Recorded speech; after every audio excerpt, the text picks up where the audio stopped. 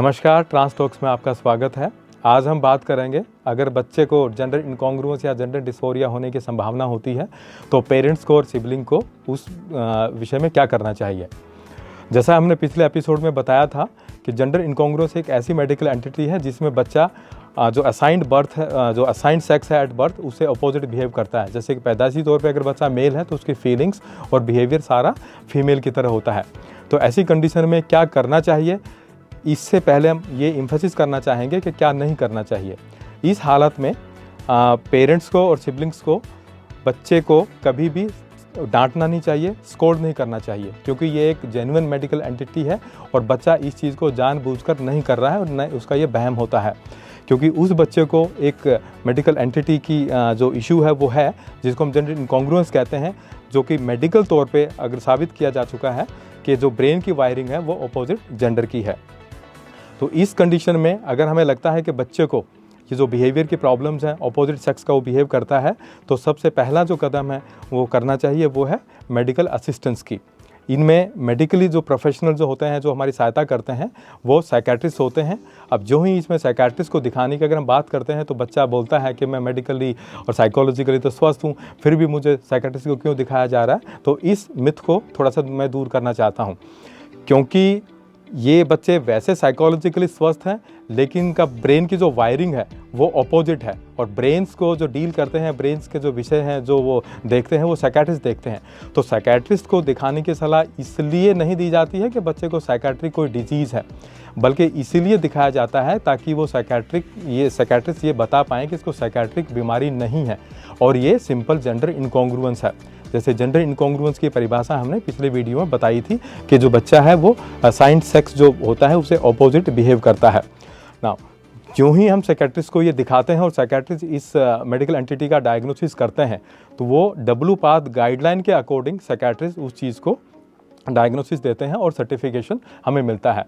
ना अगर हमें ये कंफर्म हो जाता है कि बच्चे को जेंडर इनकॉन्ग्रुएंस, जेंडर आइडेंटिटी डिसऑर्डर या जेंडर डिस्फोरिया है, तो जो सबसे महत्वपूर्ण चीज़ है जो पेरेंट्स को और सिबलिंग को करना चाहिए, और जिस शब्द के लिए आज ये वीडियो बना है, वो शब्द है एक्सेप्टेंस।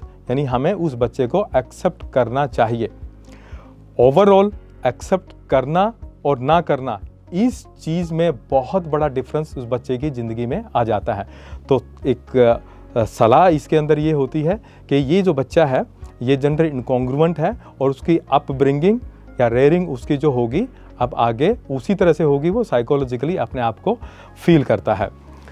जो साइकेट्रिस्ट जब इसका डायग्नोसिस करते हैं उसके बाद आगे वो मेडिकल ट्रांजिशन की भी सलाह देते हैं।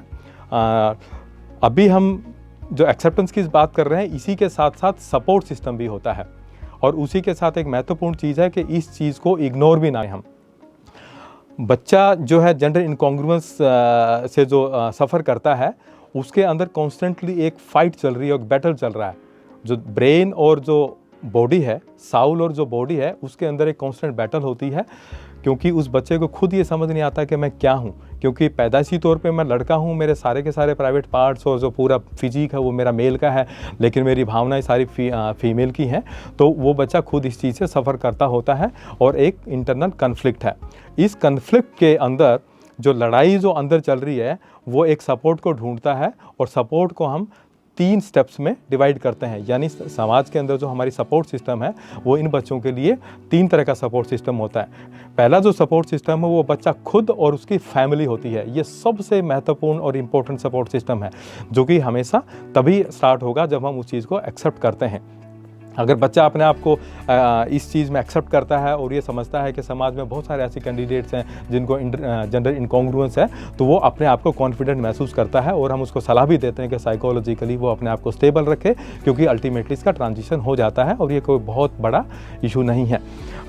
फैमिली का जो सपोर्ट सिस्टम है, जो ही उसको मिलता है और एक्सेप्टेंस मिलती है, तो ये बच्चे खुद एक्सेप्ट करते हैं कि ऑलमोस्ट, जब वो सेंटेंस यूज़ करते हैं कि ऑलमोस्ट आधी से ज़्यादा लड़ाई वो जीत चुके होते हैं। यानी almost battle is won once the family accepts the child.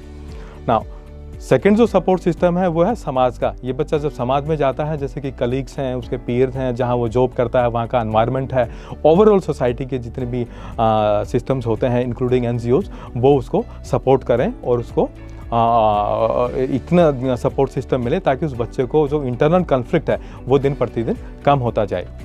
Third जो सपोर्ट सिस्टम है वो प्रोफेशनल्स का होता है, जो प्रोफेशनल्स हैं, स्पेशलिस्ट हैं, स्पेसिफिकली जैसे कि हमने बताया साइकाट्रिस्ट हैं, साइकोलॉजिस्ट हैं, एंडोक्राइनोलॉजिस्ट यानी हार्मोन्स के डॉक्टर हैं, और जो प्लास्टिक सर्जन्स हैं जो सर्जिकल ट्रांजिशन करते हैं, उनका सपोर्ट इनको ज़रूरत होती है। तो ये तीनों जितने सपोर्ट सिस्टम हैं अगर इनको अच्छे से मिल जाते हैं तो जिनका पूरा एनर्जी जो एक इंटरनल कॉन्फ्लिक्ट की जो लड़ाई है उसमें जो लगता है, उसके बजाय एक पॉजिटिव आउटकम के लिए उनको एनर्जी यूज़ करने को मिलेगा और अल्टीमेटली वो लाइफ में सक्सेसफुल रहेंगे।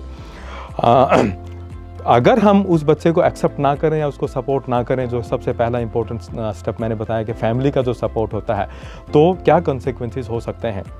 पिछले ऑलमोस्ट 2 डिकेड्स में हमने ये देखा है कि ऑलमोस्ट ये जो कैंडिडेट्स इनको अगर सपोर्ट नहीं मिलता तो ये रिपोर्ट करते हैं कि इनका घर से भाग जाने का मन करता है और ये अल्टीमेटली घर से दूर चले जाते हैं और बाहर इनके लिए सर्वाइवल बहुत डिफ़िकल्ट होता है। इमेजिन करें एक बच्चा जो है वो घर छोड़ के जाता है, उसके पास जॉब नहीं है और समाज के अंदर वो अपनी सर्वाइवल के लिए स्ट्रगल करता है। सर्वाइवल जो है इतना डिफ़िकल्ट होता है, उस पर्टिकुलर टाइम में इनकी एक्सप्लॉयटेशन के बहुत ज़्यादा चांसेस होते हैं, जैसे सेक्सुअल एक्सप्लॉयटेशन होती है।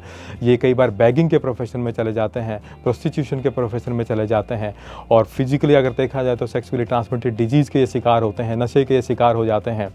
And whole of the concept of जो मेडिकल और सर्जिकल ट्रांजिशन का है वो डीरेल हो जाता है। दिमागी तौर से इनके अंदर काफ़ी डिसऑर्डर होने के चांसेस बने रहते हैं, जैसे कि एंग्जाइटी डिसऑर्डर है, एडजस्टमेंट डिसऑर्डर्स हैं, पर्सनैलिटी डिसऑर्डर्स हैं, डिप्रेशन की इश्यूज़ हैं, और सुसाइडल जो टेंडेंसी है वो इनके अंदर डेवलप हो जाते हैं। वाइस वर्सा, अगर फैमिली इनको एक्सेप्ट करती है और उनको पूरे सपोर्ट सिस्टम अगर मिलता है समाज का, तो ये बहुत बड़े अचीवर्स भी बनते हैं, क्योंकि इनका सिंपल जो ट्रांजिशन है वो तो बाकी की जितनी भी, जैसे कि किसी को अपेंडिक्स हर्निया या कोई बीमारियां होती हैं उनके ट्रीटमेंट की तरह चलता रहता है, it is not a big issue, लेकिन उनका जो पूरा एनर्जी है वो अपने करियर की तरफ जाता है और ये बहुत बड़े अचीवर्स बनते हैं। जैसे कि पिछले 2 डिकेड में हमने देखा है बहुत सारे ट्रांसजेंडर्स ऐसे होते हैं जिनका सक्सेसफुल ट्रांजिशन हुआ है और वो अचीवर्स हैं, like they are doctors, they are engineers, they are जजेस, they are lawyers, they are models, they are actors, dancers, they are programmers, they are teachers and so on. धन्यवाद। आशा करता हूँ ये वीडियो आपको पसंद आया होगा। अगले वीडियो हम बात करेंगे अगर जेंडर इनकॉन्ग्रुएंस का डायग्नोसिस होता है तो हाउ टू स्टार्ट, और आगे का ट्रांजिशन कैसे होता है specifically in the medical transition.